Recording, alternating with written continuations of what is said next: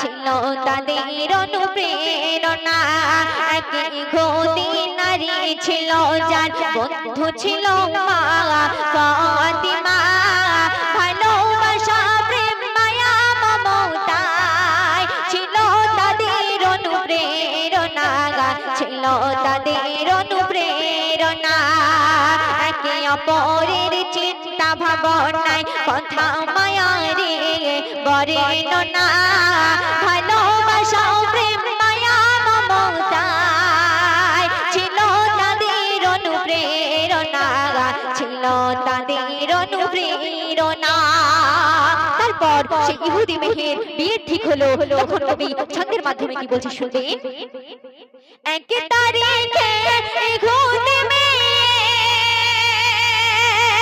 এক তারিখে ইহুদি মেয়ের বিয়ে হবে দিন ঠিক হলো।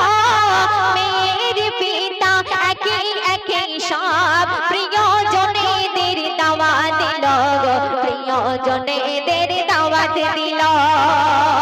মেয়ে বলে দাওয়াত দিয়ে এসো আমার বান্ধবী ফাতিমার, না এলে সে আমার বাড়ি এই বিয়ে আমি করব না, এই বিয়ে আমি করব না।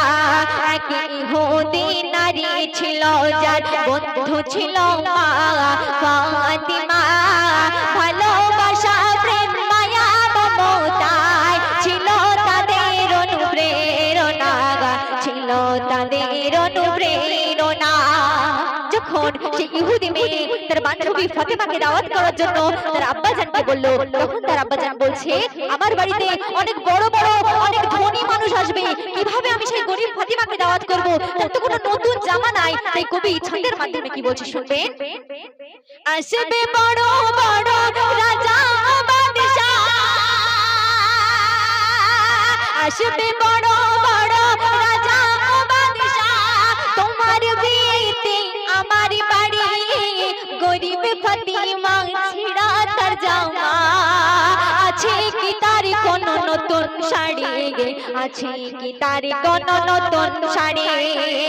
বাড়ির সম্মান হবে যে বদনাম, বাড়ির সম্মান হবে যে বদনাম। আসলে গরিব ফাতিমা, শোনো বেটি তোমার প্রস্তাব মেনে নিতে আমি পারবো না, মেনে নিতে আমি পারবো না। এক ইহুদি নারী ছিল যার বন্ধু ছিল মা ফাতিমা। ভালোবাসা প্রেম মায়া মমতায় ছিল তাদের অনুপ্রেরণা, ছিল তাদের অনুপ্রেরণা।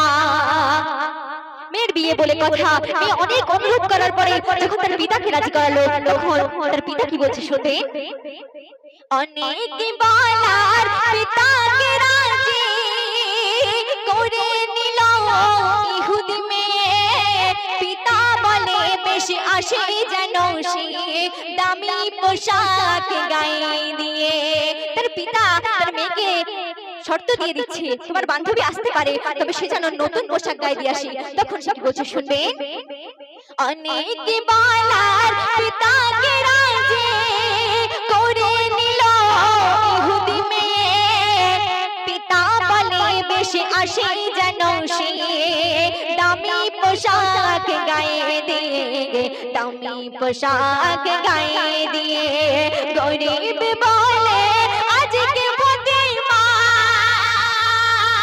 গরিব বলে আজকে ফাতিমা হয় গো কত লাঞ্ছনা। সকল নারীদের হবে যে সরদার, তাকে গো তোমরা চিনলে না, তাকে গো তোমরা চিনলে না। এক ইহুদি নারী ছিল যার বন্ধু ছিল মা ফাতিমা। ভালোবাসা প্রেম মায়া মমতায় ছিল তাদের অনুপ্রেরণা, ছিল তাদের অনুপ্রেরণা। খোদার মহিমা কয়জন বোঝে? এই কবি ছন্দের মাধ্যমে কত সুন্দর কথা বলছে শুনবে। খোদার মহিমা কেউ তো বোঝে না, খোদার মহিমা কেউ তো বোঝে না। জিবরিল এলো মোর নবীর কাছে, জান্নাত হতে সেই কিছু সামানার দিয়ে গেল মোর নবীর হাতে, দিয়ে গেল মোর নবীর হাতে। খোদার মহিমা কেউ তো বোঝে না, জিবরিল এলো মোর নবীর কাছে, জান্নাত হতে সেই কিছু সামানার দিয়ে গেল মোর নবীর হাতে, দিয়ে গেল মোর নবীর হাতে। ফাতিমা মমতাজ ছিল তাদের অনুপ্রেরণা, ছিল তাদের অনুপ্রেরণা। একই গতি নারী ছিল যার বন্ধু ছিল মা ফাতিমা। ভালোবাসা প্রেম মায়া মমতায় ছিল তাদের অনুপ্রেরণা, ছিল তাদের অনুপ্রেরণা। একে অপরের চিন্তা ভাবনায় কথা মায়ারে বরেণ্যনা। ভালোবাসা প্রেম মায়া মমতায় ছিল তাদের অনুপ্রেরণা, ছিল তাদের অনুপ্রেরণা। তারপর সেই ইহুদি মেয়ের বিয়ে ঠিক হলো, তখন নবী ছন্দের মাধ্যমে কি বলছে শুনবেন। এক তারিখে ইহুদি মেয়ের, এক তারিখে ইহুদি মেয়ের বিয়ে হবে দিন ঠিক হলো। মেয়ের পিতা একে একে সব প্রিয়জনেদের দাওয়াত দিল, প্রিয়জনেদের দাওয়াত দিল। মেয়ে বলে দাওয়াত দিয়ে এসো আমার বান্ধবী ফাতিমার, না এলে সে আমার বাড়ি এই বিয়ে আমি করব না, এই বিয়ে আমি করব না। এক ইহুদি নারী ছিল যার বন্ধু ছিল মা ফাতিমা। ভালোবাসা প্রেম মায়া মমতায় ছিল তাদের অনুপ্রেরণা, ছিল তাদের অনুপ্রেরণা। যখন সেই ইহুদি মেয়ে তার বান্ধবী ফাতিমাকে দাওয়াত করার জন্য তার আব্বাজানকে বলল, তখন তার আব্বাজান বলছে আমার বাড়িতে অনেক বড় বড় অনেক ধনী মানুষ আসবে, কিভাবে আমি সেই গরিব ফাতিমাকে দাওয়াত করব, তার তো কোনো নতুন জামা নাই। তাই কবি ছন্দের মাধ্যমে কি বলছে শুনবেন। আসবে বড় বড় রাজা বাদশা, আসবে বড় বড় রাজা বাদশা, তোমার বিয়েতে আমার বাড়ি গরিব ফাতিমা ছিড়া তার জামা। আছে কি তার কোন নতুন শাড়ি, আছে কি তার কোন নতুন শাড়ি। বাড়ির সম্মান হবে যে বদনাম, বাড়ির সম্মান হবে যে বদনাম। আসলে গরিব ফাতিমা শোনো বেটি তোমার প্রস্তাব মেনে নিতে আমি পারবো না, মেনে নিতে আমি পারবো না। এক ইহুদি নারী ছিল যার বন্ধু ছিল মা ফাতিমা। ভালোবাসা প্রেম মায়া মমতায় ছিল তাদের অনুপ্রেরণা, ছিল তাদের অনুপ্রেরণা। মেয়ের বিয়ে বলে কথা, মেয়ে অনেক অনুরোধ করার পরে যখন তার পিতাকে রাজি করালো, তখন তার পিতা কি বলছে শুনবেন। অনেক বলার পিতাকে রাজি করে নিল ইহুদি মেয়ে। পিতা বলে বেশ আসে যেন সে দামি পোশাক গায়ে দিয়ে। তার পিতা তার মেয়েকে শর্ত দিয়ে দিচ্ছে তোমার বান্ধবী আসতে পারে, তবে সে যেন নতুন পোশাক গায়ে দিয়ে আসে। তখন সে কি বলছে শুনবেন। অনেক বলার পিতাকে রাজি করে নিল ইহুদি মেয়ে। পিতা বলে বেশ আসে যেন সে দামি পোশাক গায়ে দিয়ে দামি পোশাক গায়ে দিয়ে গরিব বলে আজকে ফতিমা গরিব বলে আজকে ফতিমা হয় গো কত লাঞ্ছনা সকল নারীদের হবে যে সরদার তাকে গো তোমরা চিনলে না তাকে গো তোমরা চিনলে না এক ইহুদি নারী ছিল যার বন্ধু ছিল মা ফাতিমা ভালোবাসা প্রেম মায়া মমতায় ছিল তাদের অনুপ্রেরণা ছিল তাদের অনুপ্রেরণা খোদার মহিমা কয়জন বোঝে এই কবি ছন্দের মাধ্যমে কত সুন্দর কথা বলছে শুনবে খোদার মহিমা কেউ তো বোঝে না খোদার মহিমা কেউ তো বোঝে না জিবরিল নূর নবীর কাছে জান্নাত হতে সেই কিছু সামানার দিয়ে গেল মোর নবীর হাতে দিয়ে গেল মোর নবীর হাতে খোদার মহিমা কেউ তো বোঝে না জিবরিল নূর নবীর কাছে জান্নাত হতে সেই কিছু সামানার দিয়ে গেল মোর নবীর হাতে দিয়ে গেল মোর নবীর হাতে ফাতিমা মমতায় ছিল তাদের অনুপ্রেরণা ছিল তাদের অনুপ্রেরণা এক ইহুদি নারী ছিল যার বন্ধু ছিল মা ফাতিমা ভালোবাসা প্রেম মায়া মমতায় ছিল তাদের অনুপ্রেরণা ছিল তাদের অনুপ্রেরণা একে অপরের চিন্তা ভাবনায় কথা মায়া রে বরেণ্যনা ভালোবাসা প্রেম মায়া মমতায় ছিল তাদের অনুপ্রেরণা ছিল তাদের অনুপ্রেরণা তারপর সেই ইহুদি মেয়ের বিয়ে ঠিক হলো তখন কবি ছন্দের মাধ্যমে কি বলছে শুনবে এক তারিখে ইহুদি মেয়ের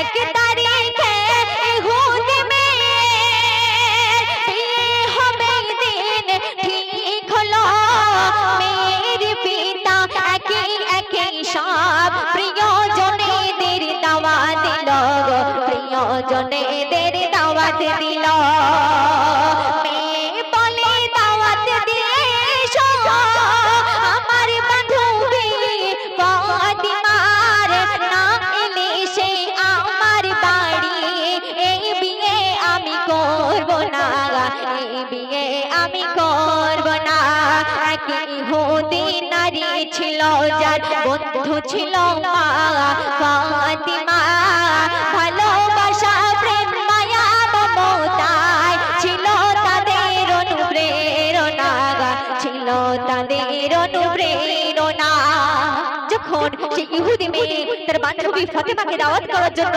তার আব্বাজানকে বলল তখন তার আব্বাজান বলছে আমার বাড়িতে অনেক বড় বড় অনেক ধনী মানুষ আসবে কিভাবে আমি সেই গরিব ফাতিমাকে দাওয়াত করব তার তো কোনো নতুন জামা নাই তাই কবি ছন্দের মাধ্যমে কি বলছে শুনবেন আসবে বড় বড় রাজা বাদশা আসবে বড় বড় রাজা বাদশা তোমার বিয়েতে আমার বাড়ি গরিব ফাতিমা ছিড়া তার জামা আছে কি তার কোন নতুন শাড়ি আছে কি তার কোন নতুন শাড়ি বাড়ির সম্মান হবে যে বদনাম বাড়ির সম্মান হবে যে বদনাম আসলে গরিব ফাতিমা শোনো বেটি তোমার প্রস্তাব মেনে নিতে আমি পারবো না মেনে নিতে আমি পারবো না এক ইহুদি নারী ছিল যার বন্ধু ছিল মা ফাতিমা ভালোবাসা প্রেম মায়া মমতায় ছিল অনুপ্রেরণা ছিল তাদের অনুপ্রেরণা।